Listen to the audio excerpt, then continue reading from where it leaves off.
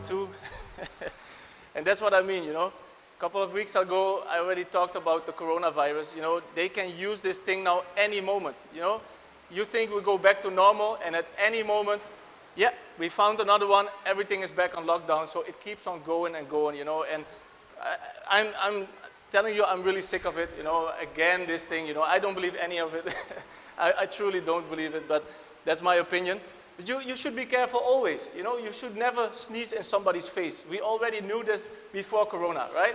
We know we have to wash our hands. We know we have to shower every day. This is common sense. You know, a child understands this. So this is a weapon they can use. And I was talking to Brother Rudy already, like many years ago after the attacks of 9/11, they did the same thing. There was a terrorist attack, was a big attack. The whole world was shook, you know, the whole world was in shock.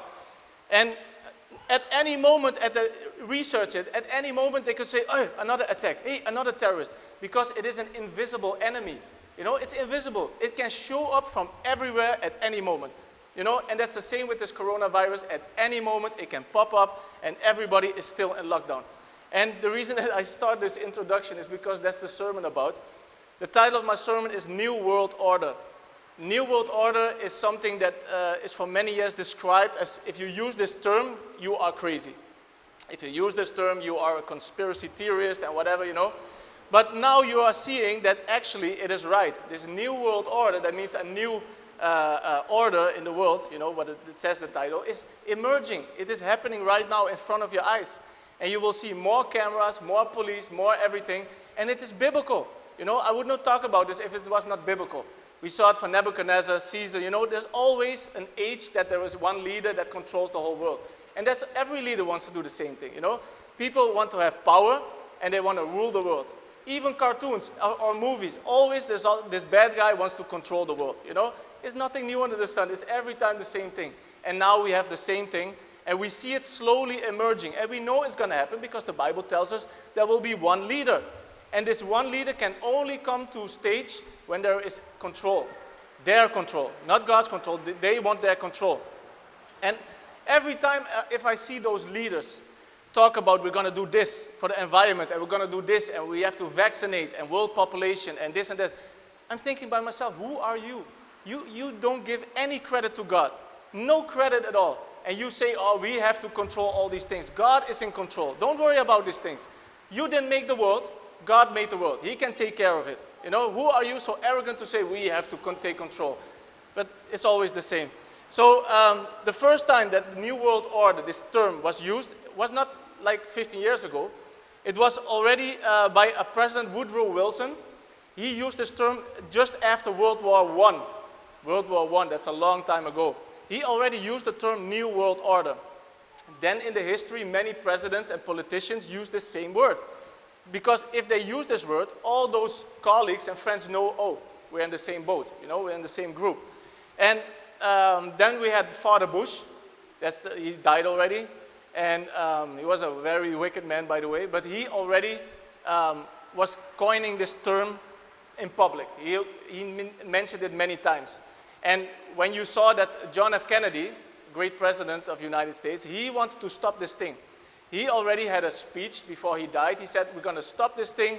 We have to take control back of our government. People are infiltrating. You know what happened with him, right? So if you go resisting this thing on a political level, you're going to lose. But you can resist it, of course, with prayer. And then I heard it 2 weeks ago, or not even 1 week ago, I heard the Prime Minister of Holland say the same thing. He said, we have to have an agreement that we accept the new normal. That's what they're talking, the new normal, het nieuwe normaal in Dutch. And he said for this new world order, he actually said it in English terms. And I was like, man, this is really getting close. And now we saw the riots. I don't know if you saw the riots. Many riots are happening because a police officer killed a guy. But they wanted to use it racial. Yeah, this white cop killed this black guy. Look, it's not about race. People get killed every day, you know, every color. But then people get riled up, they go on the street. But now if you do the research, those two people, this cop and the guy that supposedly is killed, were friends. Research this. I would not say this if it was not true. They were friends. They were working part-time as bodyguard in the same club. This is all one big setup. It's not real, but let's not go deep into that. So people are getting on the street, burning the whole city, and that gives the New World Order more control to get more police on the street. Because that's what they want. They want more police on the street. And more security, more cameras, more mouth caps, identification, you can name it. So let's go back to the Bible. When I was thinking about this New World Order, I was thinking about Luke 20. In Luke 20, we have a parable. And this parable was right away, I was thinking about this. I'm thinking like, yeah, this is exactly what's happening. People are telling, like, we have to do this and this in the world. But actually, the world is not yours. Luke 20, 9, verse 9. It's a parable that Jesus was telling his disciples. And this parable is, I love this parable. It's in Matthew, Mark, and Luke. And let's start reading. Luke 20, verse 9. Yes. Then began he to speak to the people this parable. A certain man planted a vineyard and led it forth to husbandmen and went into a far country for a long time. And at the season he sent a servant to the husbandmen that they should give him of the fruit of the vineyard. But the husbandmen beat him and sent him away empty. And again he sent another servant, and they beat him also and entreated him shamefully and sent him away empty. And again he sent a third, and they wounded him also and cast him out. Then said the Lord of the vineyard, what shall I do? I will send my beloved son. It may be that they will reverence him when they see him. But when the husbandmen saw him, they reasoned among themselves, saying, this is the heir. Come, let us kill him, that the inheritance may be ours. So they cast him out of the vineyard and killed him. What therefore shall the Lord of the vineyard do unto them? He shall come and destroy these husbandmen and shall give the vineyard to others. So let's stop there. This is a little parable that Jesus told about, a vineyard, not theirs, but he lent it out to subdue it, to work in it, and they have to give the fruits. But they said, you know what? I want to have this vineyard. And every time people came, they sent them away, killed them, and even his own son, and of course this talk about Jesus, was killed. Because this parable is about the same situation. Exactly the same situation. God sent many prophets. We know the prophets. All of them have books. Many prophets are killed, cast away, get stoned, Stephen, call it. God sent many prophets. And then he sent his only begotten son, only beloved son, the same as the parable. And what happened with Jesus? They said no. Jesus comes. They knew, Satan knew that it was God in the flesh. There's no misunderstanding. So he thought, if we kill him, then the world is mine. So this vineyard is actually the world. That's a parable. And Satan thought he was smart. He thought, hey, this is going to be my world. If I kill God, how can you kill God? But if I'm going to kill Jesus, then it's mine. But actually, Jesus knew that he would be slain because he had to sacrifice himself for us. So even though Satan thinking he was smart, he still lost. Because now we can get saved through Jesus. So anyway, Jesus wins always. But the parable is about people thinking that they own something. And I was thinking, the same is if I rent a house. This house is not mine. I rent a house. It's not mine. So if somebody comes to collect the money, the monthly rent money, and I beat that person and kick him away, it's the same thing. And then another guy, and then he sends his own son or daughter, and then I kill the guy that just wants to collect his rent. How wicked am I? How wicked is this thing? This is not your house. So why are you killing people that are collecting the thing that is theirs? And that's the same as the parable, and that's the same in the world. God made the world and nobody else. God made it. He is in control of everything. Environment, animals, diseases, government, he is in control. But still you have now people on stage that say, no, we have to take control of these things. And it's just arrogancy. It's pure arrogancy and pride. So we already know that also the Bible talks about this. There's going to be one language. We already see that English is the world language. It's getting more and more. I remember even in Germany, people had trouble with talking English, but they talk very good English right now. So everybody's going to have one language. There's going to be one currency. It's going to be one digital currency. That's why Bitcoin was introduced. Everybody heard about Bitcoin? It is a digital currency. So you can pay online with invisible money. So then there's going to be a new kind of Bitcoin, and everybody will pay with one currency. Then we have one religion. They are busy. You see this around. It's the New Age religion. Hear this term. The New Age religion is going to be the new religion. And that's All kinds of religion come together. So Islam, Christianity, Hinduism, you name it, all comes together, and they call it the New Age religion. And it's just worshiping yourself. Do whatever you want. That's going to be one religion. You see it already. And then you have, of course, one leader, and that's going to be the Antichrist. So they want to emerge everything. They tried it already with the European Union. You had one coin, and one rule system, and so on. And they're going to do it with the whole world. That's exactly what the Bible tells us. And then people interfere. You know, they say, no, we have to take control of the environment because we have global warming. And then we have the ice age. So 10 years back, we had global warming, and now it's getting too cold. And that's what's going to be. You know, and then they say, no, we have to do this, and we have to pay taxes. You know, the animals getting extinct, so pay taxes. The CO2 from our cars going to kill the planet, you know, global warming again, and ozone layer. We have to fix the ozone layer. How crazy are you to tell, I'm going to fix the ozone layer?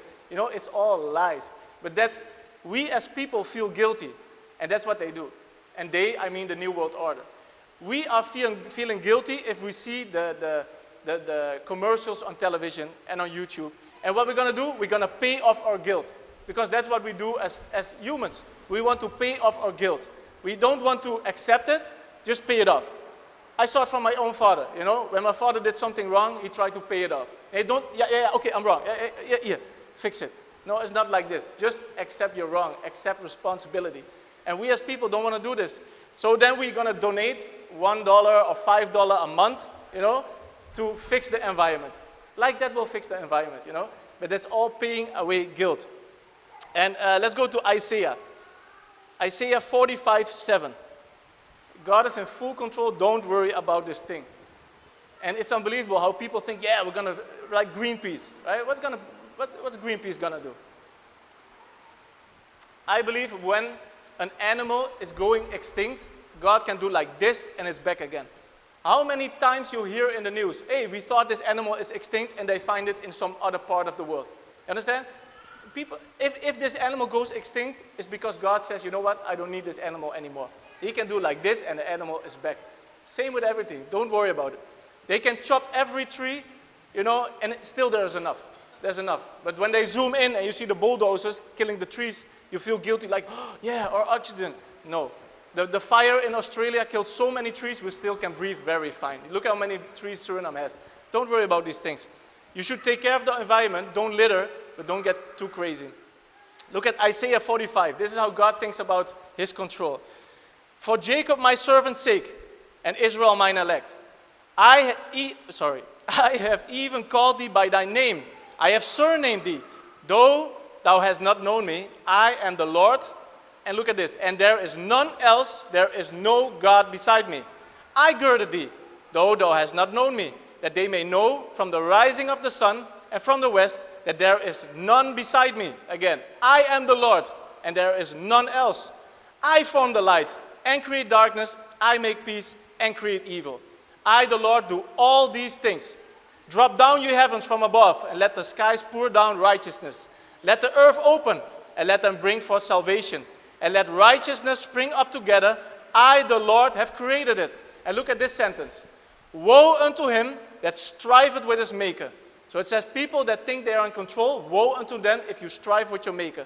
It says here, let the potsherd strive with the potsherds of the earth. So the potsherd is the one who makes the pot, right? The vase. So God says, look, if this organization thinks he can fix the environment, and this organization thinks he fix, let them fight among each other. But don't strive with your maker. Don't play God. That's the difference. And look at this. With the potsherd of the earth. Shall the clay say to him that fashioned it, what makest thou? Or thy work, he hath no hands? So it says here, like, if you make something, how can this thing that you make tell you, hey, you have no hands? Then how did I make you? You understand what God says? So if you make a vase and the vase says, how did you make you? You have no hands. Then how did I do this? No, God is not in control. We saw the flyer from last week, right? God didn't work for 10 years. That's what people say. They say, hey, you don't work. Hey, how then everything is still in place? If God says it's enough, it's done. He is in full control. If we still breathe, he's in full control. And says here, woe unto him that said unto his father, what begettest thou? Or to the woman, what hast thou brought forth? And that's why the Bible says that you have to obey your parents. Obey your parents because there's already a structure in place. God already said, like, we have to obey our parents, because if we obey our parents, then we will obey God also. But if there is a problem already, then there's a big chance that the child will not obey to God also. So there's a structure. God is in control, and we should reverence Him. And I'm happy to see this, And it's a big problem. People really think that they can fix those things, but it's not true. And one thing that they are talking about now, at this moment, is world population. Again, the New World Order. They are talking about a world population that is too high. Many politicians, leaders, people that go into talk shows, they repeat each other like parrots, and they say, yeah, there are too many people on the world. Do you really think that's true? That there are too many people on the world? That means that God is not in control. God has a balance, and this balance is perfect. Do you really think that God thinks like, oh man, I made the earth too small. There's too many people.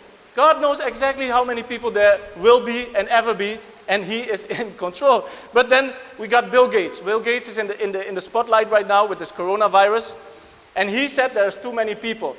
And I have a quote from 2010, 10 years ago. Bill Gates had a speech, and I'm going to read this sentence 2 times, that you really hear what he said. Look it up. This is what he said. This is what Bill Gates said. He said, if we do a good job with vaccines and health care, we will reduce the population by 10 to 15%. So I'm going to read, I'm going to again read it. If we do a good job with vaccines and healthcare, those are 2 good things. He said, if we do a good job with that, what's going to happen? We will reduce the population by 10 to 15%. So you say that the vaccines and healthcare actually kill you? This is what he said. Look it up. And people are amazed that he said it openly. And nobody is scared about vaccines. What do you hear right now? Vaccine, vaccine. It's all the talks about vaccines. Maybe not in Suriname still, but in Holland, United States, vaccines is the talk of the day. And this is what he said in 2010. We're now 10 years later. And now he is on the forefront, and he's talking about vaccines every day. Should you take those vaccines? No. I'm not going to take any vaccine of this guy. He made Windows. Even the Windows has a virus in it, still. So I'm not going to trust this. I'm not going to trust this. But I'm telling you this, the reason for the sermon is to be aware of these things.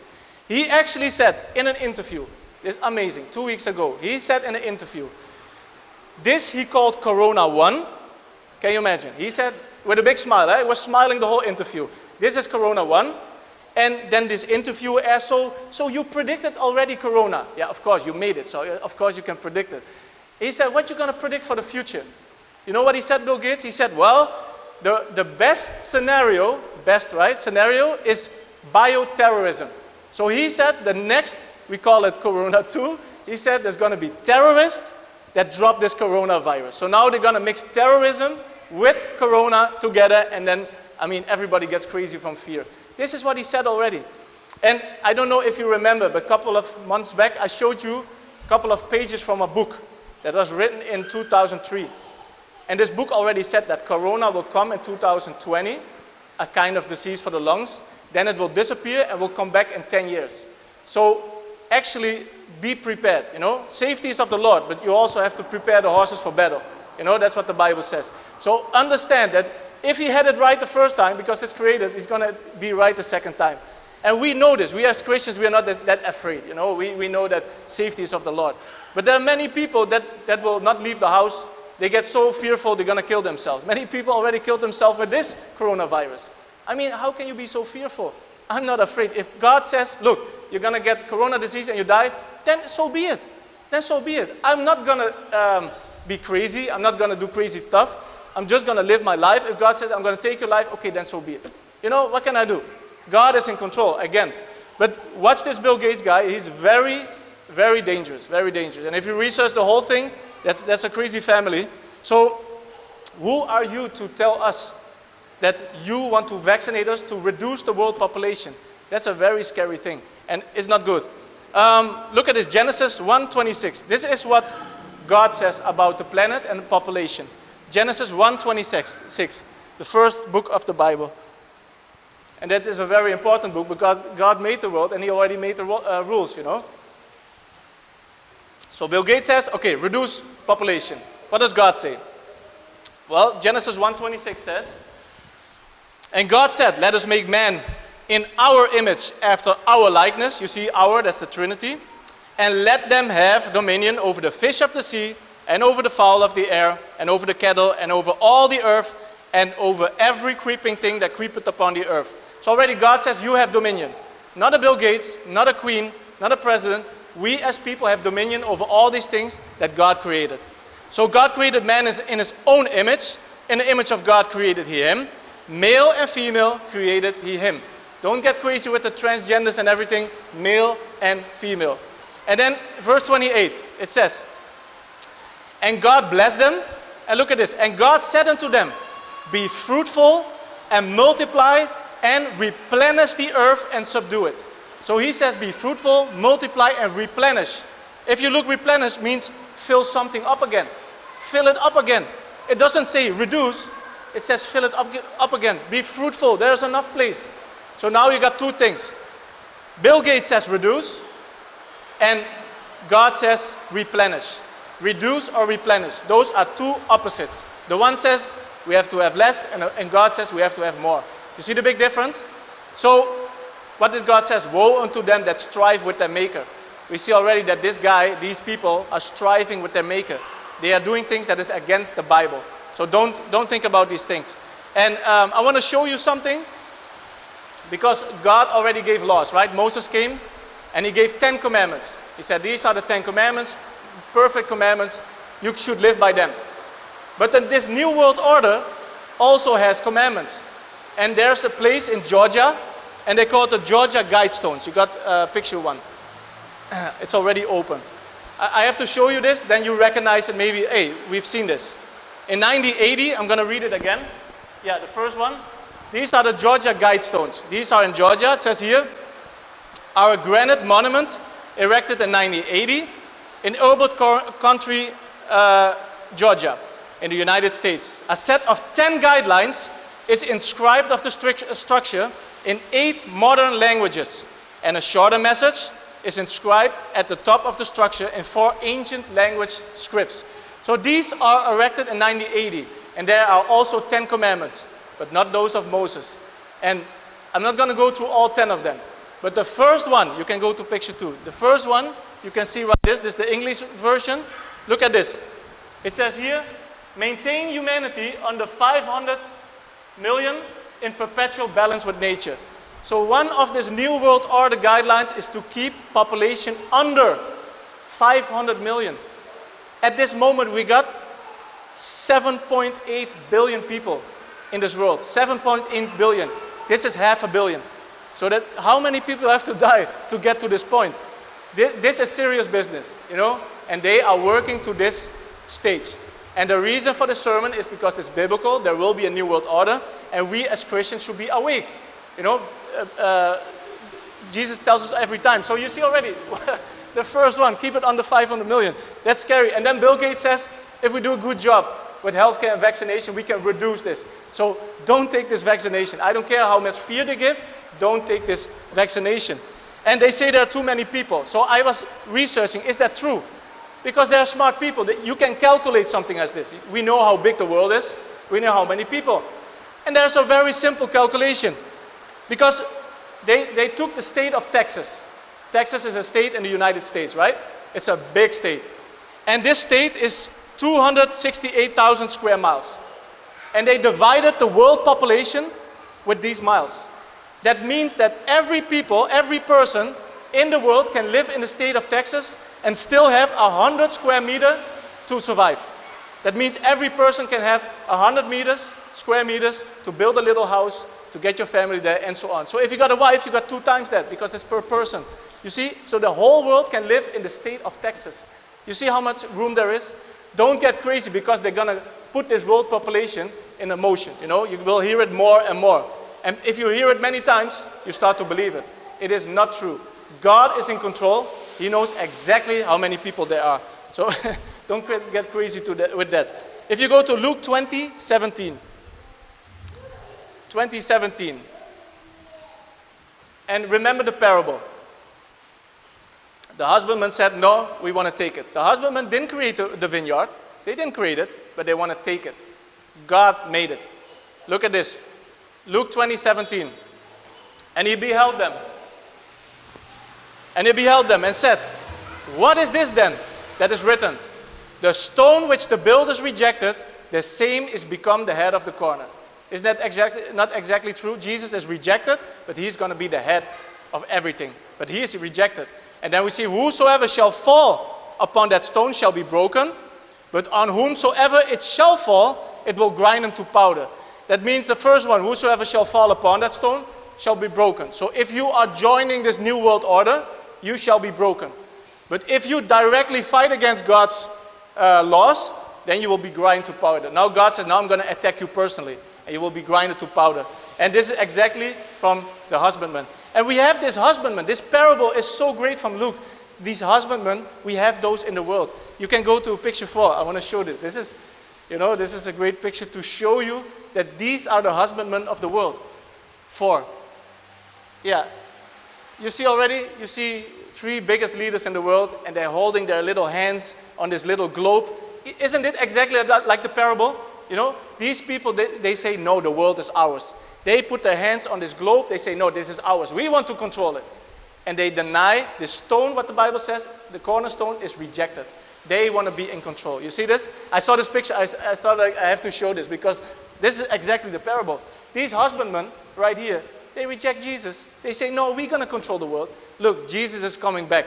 There's no question about it. There's no battle. Sometimes I see Christians post this battle between Jesus and Satan. I mean, there's no battle. Devil already lost. He's done. But there's a time that people still can be saved. So that's a good thing. These things have to happen. Matthew 25 says these things have to come to pass. It have to come to pass. So don't be scared of all the things that are coming, but be awake.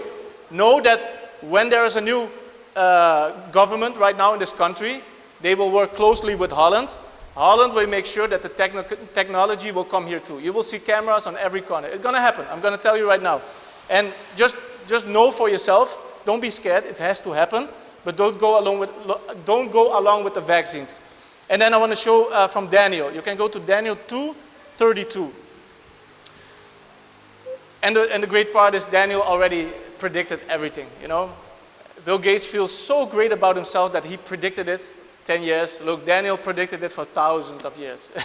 Don't be impressed by worldly people, but by people by God. Daniel 2:32. Of course, King Nebuchadnezzar had a dream. We know the story.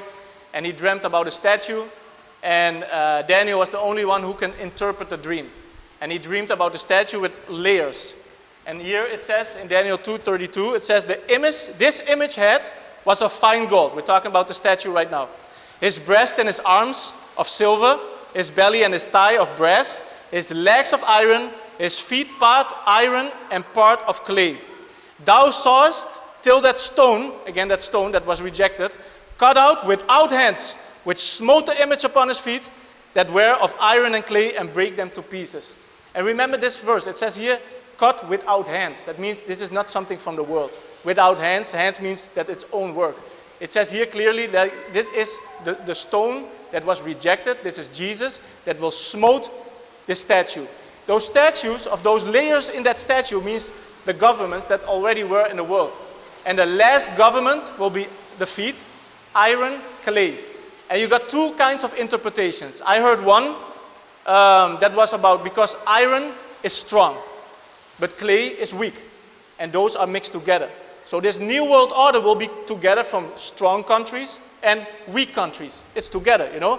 But another interpretation is the clay, we are the clay. We are the clay and the iron is technology. So then we get the chip, what the Bible says, the mark of the beast. It doesn't say chip, but we know it's going to be a chip. This technology will be put in our clay, and then you also have the iron and the clay. So those two interpretations, I think they mix together. But then we see at the end, the husbandmen say, no, we want to take the world and we don't want Jesus. Look, this rock is coming back. Jesus is coming back, and he will smote everything. And then the 1,000-year millennial reign will be of Jesus. And how great is that? I mean, I am waiting for this government. No corruption. This is just one leader, and it stays with one leader. No corruption. He can see right in your heart, and we, saved people, are going to rule his government. How great is that? So if you have ambitions to go into politics and you don't make it in this world, you will be in God's government. Because we will rule others. The Bible says we're going to rule angels, you know, and there will be new people, we see. So we're going to be in the government ruling those new people and the angels. So this is the best political party. But before Jesus' political party can come, his reignment for 1,000 years, this has to go. And of course, we see with this president, he tries to stay in power. And that's the same with these husbandmen. The people in the world, the Bill Gates, the Trumps, the whatever, every people that is in the dark, they want to stay in power because the devil still has hope that he can win this battle. He knows the scriptures. I believe God knows, the devil knows the Bible very well from beginning to ending. But still he has hope. Still he thinks like if we put everything in place, we can fight against God. Never going to happen. And so the reason for the sermon is to be aware, know that many things will change. This new normal, what they're going to talk about is nothing positive. It's about a new world order. There will be more police, more control, and they're going to talk about vaccines every day. And there will be a point, I believe, that they say if you don't take the vaccine, you cannot go to the shop. And you have to make that decision right now in your heart what you're going to do. If the time is there, maybe you will fail. This decision you have to make already now. Pray to God, like, what am I going to do? And pray to God to give you boldness to resist this thing. But I think, look at only this church. If everybody here in church will reject this vaccine, we can help each other. We can help each other. Vegetables will grow, food will grow. We can help each other. There's no problem. But reject this vaccine because Bill Gates says it will reduce. Don't take it. So thank you for listening. Amen.